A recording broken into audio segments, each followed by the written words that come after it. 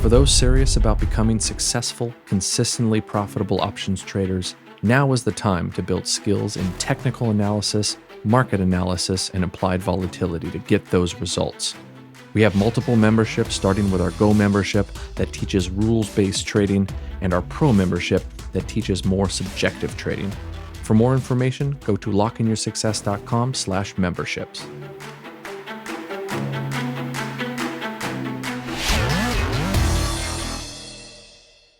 There's a couple of different types of probability. There's theoretical or statistical probability. Then there's also something called contextual probability or situational probability, which we'll talk about later. I'm going to start with theoretical statistical probability because that's what most traders tend to focus on. So some examples of theoretical or statistical probability include, right, there's other examples, of course, but it's going to include any estimated future probabilities formulated based on historical data points that were developed in the past. So we have a couple of things that we tend to use in trading. And again, feel free, everybody, too, by the way, to put something in the chat if you have something to add or a question. But we have the delta of an option a lot of people use in options trading. They'll say like, oh, I have a 10 delta option, and that means a certain thing as it relates to the probability of expiring and so forth, which we will address. And then we have the other big thing is people have theoretical or statistical probability based on backtesting. I backtested this strategy for 10 years, and this is what I get for a probability number of how often I'm going to win. So we'll address both of those.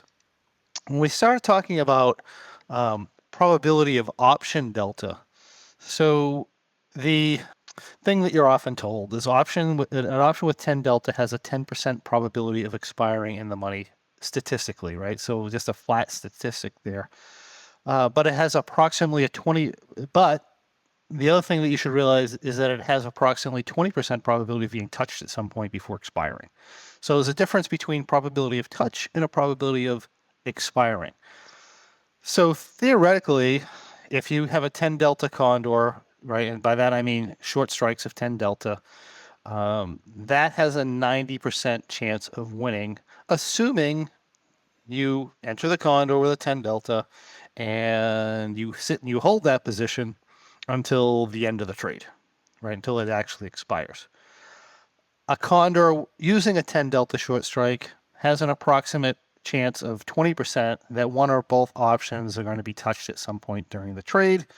Due to the structural risk characteristics and poor relative reward inherent in a 10 delta condor, I think most people would agree that you can't really responsibly allow a touch of our short strike without some sort of early risk mitigation, and you probably wouldn't allow a thing to go into expiration if you were past that strike at the moment, right? And they're getting their expiration or near a short strike near the expiration. So that combination is going to require action be taken on that position long before 10 delta short is touched. So even if this actually is true, right? Statistically over time, that is true, that is considered to be true.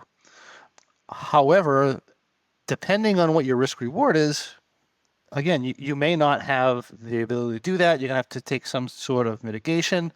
That means, if your mitigation is to exit your trade, the actual statistical probability of losing said trade is going to be substantially greater than 20%. So someone will come in and say, like when I started, my mentors used to tell me, look, you're selling the short strike of 10 delta, meaning you have a 90% chance of winning the trade.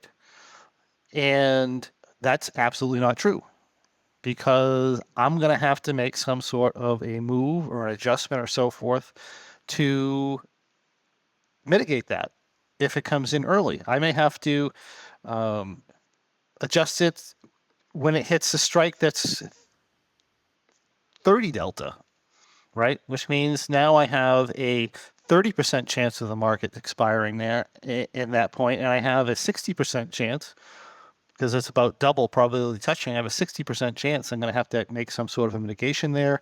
When I make that mitigation, a lot of times, especially if I'm only starting with 10 delta, I don't have a lot of credit.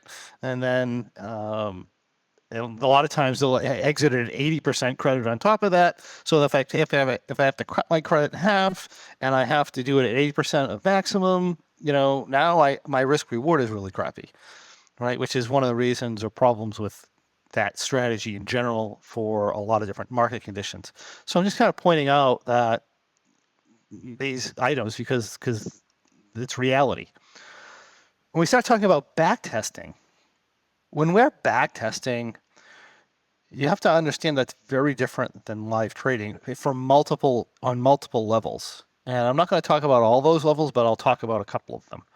Right. So when we're backtesting, we're using concrete specific numbers in a static or stopped environment. Where in contrast, live trading involves dynamic moving numbers that oscillate and have a wide margin of error. So I might have a delta on my stopped environment in my backtesting of, say, +3. But I might be looking at right at that moment, but I might be looking at that as I'm trading, and that's going from +6 to 3, right? Back and forth. Or it might not even be in that range. It might even be completely outside of that range because my stopped environment number might be outside of my normal range. In other words, I may have just had a moment where I shifted, and that might be at one of my delta extremes. Meaning that in the back trading environment, I might have made an adjustment. In the live environment, I may not have, or vice versa. And not only is that delta number moving around, the market itself is moving back and forth, right? The market doesn't stop for you for a minute and a half for you to determine whether you want to make an adjustment or not. And you might not be, you may not even be looking at it at that exact time, right? So we got all these numbers and they're fluctuating around. So the reality is there's a margin of error there, and your P&L's going up and down too. So if you're making, execution decisions based on P&L, or if you're doing an exit decision based on P&L, none of that is going to be exactly matched to your backtesting. It might be somewhat in the zone, right, within a wide zone of your backtesting, but it's not going to be exactly as your backtesting. And then in addition to that, what happens is people, what they'll do when they're backtesting is they will make minor adjustments to maximize the results to that specific market timing and those specific numbers. Right. So what I'm doing is I'm form fitting my adjustment rules or whatever using specific numbers, that specific data to maximize results to the specific market timing and price movement and implied volatility movement that occurred over the duration of the test. So when I consider that, I want to have the awareness, right? As somebody trying to evaluate what's going on, if I'm backtesting or whatever, I should have the awareness that making minor shifts in things such as entry timing or adjustment timing or delta triggers will yield different result in at least 20% of our trades.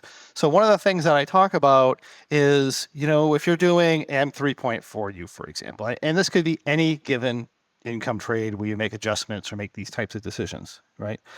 I'm going to have like 60% of my trades where it's like a slam dunk win. I'll have like 20% where it's a slam dunk loss. Like, I could have adjusted it at, 15 delta or 10 delta or 20 delta, and pretty much the results are the same. I would have won anyway. I would have lost anyway. And then there's these 20% of trades or so where that makes a really big difference. Like if I adjusted it 19, I'm a winner. If I adjusted it 21, I'm a loser.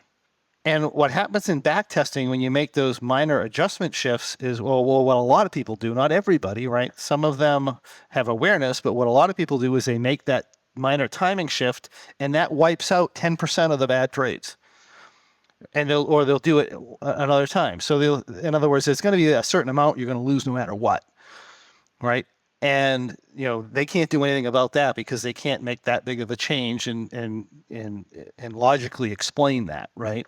Unless, except for the logical explanation of, well, I would have done this instead of that. It's kind of close, and I would have done something different, right? And that's another way of filtering out your bad results, right? Because they're going to come in here with the intent of creating this perfect trading strategy, and they'll do everything they can from a gray area decision standpoint and filtering to make that trading strategy look as good as it possibly can. The problem with that is you're not dealing with static numbers. You're dealing with numbers that move all over the place. You're not dealing with static prices. You're dealing with prices that move all over the place. You're going to need to make decisions about this on whether to do that. So the reality is if you're anywhere near your decision point, the reality is most of the time you could have made one decision over the other. There's going to be multiple times where that doesn't matter, but there's going to be a significant percentage of trades where that does matter. And making a minor shift in something does not change the characteristics of the strategy. Making a major shift will, but making a minor shift in timing, I've had people literally say, well, I'm going to exit 10 days before expiration because, I went into this and I back tested it for 2 years, and 2 times I went into 10 days to expiration. I took these major losses. At like 9 days to expiration. So I'm going to exit at 10 days to expiration. Or if it happened at 10 days, I'm going to say I'll exit at 11 days to expiration. The reality is it has nothing to do with whether you're 10, 9, or 8, or 11, or even 12 days to expiration. The risk is still there at 12 days to expiration, and it's pretty much just as apparent as it is at 9 days to expiration. It doesn't matter, right? So but they'll do this and they'll filter out that bad result, and now they've fixed their strategy. Of course, they don't go back and consider all the times they did go in before 10 days to expiration and made a lot of money. They'll also wipe those gains out, but a lot of times that won't be considered. They'll just take the ones that lost, right? So my point being is backtesting results in isolation are extremely misleading as to what would have happened. And in order to get any kind of reality of what would have happened, you would have to take those gray areas into account whenever they happen, and then play the trade out. Meaning you might back trade one trade 7 times and get just different results, and then you'd have to somehow average them or whatever to decide how to deal with that particular trade when you're considering what that strategy might do into the future. So these are all things that come into play. And of course, one of the biggest things with backtesting results, and I get asked this all the time, it's like, oh, I need to see the backtesting results. I'm like, why? No, I'm like, no, you need to backtest it yourself because you don't understand the strategy. You don't understand the risks that were taken in order to achieve those results. And you certainly don't understand what happened with all the gray areas and how I accounted for them or didn't account for them and so forth, right? But the backtest number doesn't account for the risk taken to achieve the result. I could be doing a complete blow up strategy that's dangerous and not even really tradable. Or if I do trade it, I'm at risk of like these major financial losses, but I never experienced them in backtesting. Why? I filtered all of them out. Or maybe I just got lucky and never happened to hit them, but I should be aware of what my risk is taken in those things. My main point in this whole discussion being, if you have a backtest and the trade creates a 80% probability of winning or 90% or whatever, that number could be way the heck off. And you want to be aware of that. You don't have those numbers unless you understand the context under which they were derived.